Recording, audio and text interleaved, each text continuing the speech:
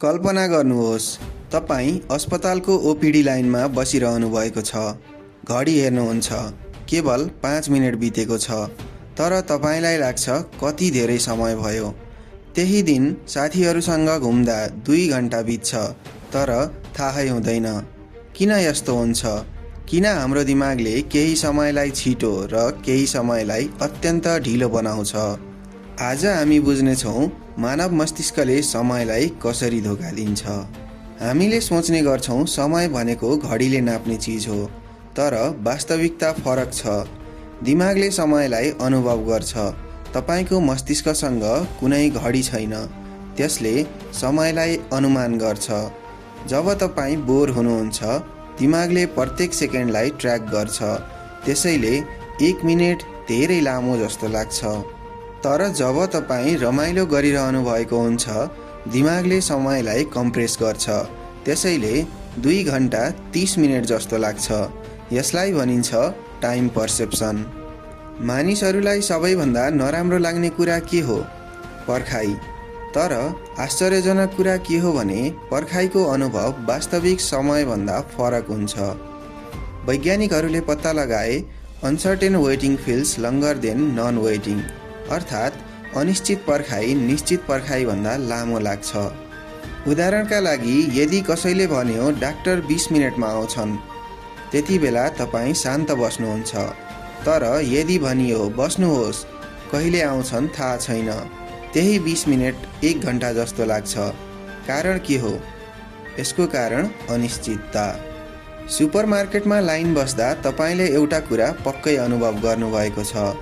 तपाईँको लाइन धेरै ढिलो चल्छ, तर छेउको लाइन सधैँ छिटो, र तपाईँ तुरुन्त सोच्नुहुन्छ गलत लाइन रोजेछु।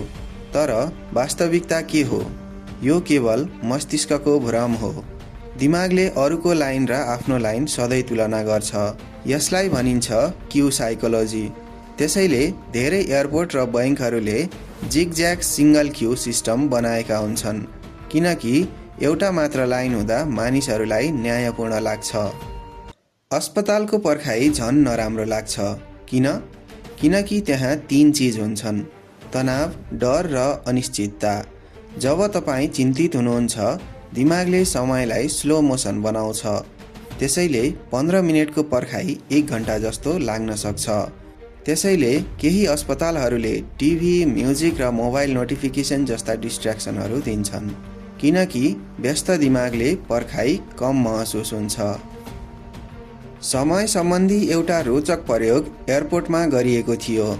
पहिले लगेज आइपुग्न 10 मिनेट लाग्थ्यो, तर यात्रुहरूले गुनासो गर्थे धेरै समय पर्खनु पर्छ। त्यसपछि एयरपोर्टले के गर्यो? लगेज ढिलो बनाएको होइन, बरु वाकिङ डिस्टेन्स बढायो। अब 8 मिनेट हिँड्न र 2 मिनेट पर्खन पर्थ्यो। अचानक गुनासोहरू घटे। किन? किनकि active waiting feels shorter than passive waiting, अर्थात् सक्रिय प्रतीक्षा निष्क्रिय प्रतीक्षाभन्दा छोटो महसुस हुन्छ। आज हामी फास्ट इन्टरनेट, इन्स्ट्यान्ट डेलिभरी र 1 क्लिक एप्सको युगमा बाँचिरहेका छौँ। तर यसले एउटा समस्या बनायो। हाम्रो दिमागलाई छिटो परिणामको बानी भयो। आज इन्टरनेट 5 सेकेन्ड स्लो भयो भने हामी रिसाउँछौँ। तर 20 वर्ष अगाडि डायल अप इन्टरनेटमा 1 मिनेट पर्खनु सामान्य थियो। प्रविधि त छिटो भयो, तर मानव धैर्य घट्यो। अब साँचो कुरा के हो? पर्खाइ लामो हुनुको कारण समय होइन, हाम्रो मस्तिष्क हो। यदि तपाईँ चाहनुहुन्छ पर्खाइ छोटो लागोस् भने 3 उपाय छन्: आफूलाई व्यस्त राख्नु, ध्यान हटाउने गतिविधि गर्नु, समयबारे सोच्न छोड्नु, किनकि बिजी ब्रेन भनेकै फास्ट टाइम हो। अर्को पटक जब तपाईँ लाइनमा बसिरहनु भएको हुन्छ, याद गर्नुहोस् समय ढिलो भएको होइन, तपाईँको दिमागले समयलाई ढिलो बनाइरहेको छ।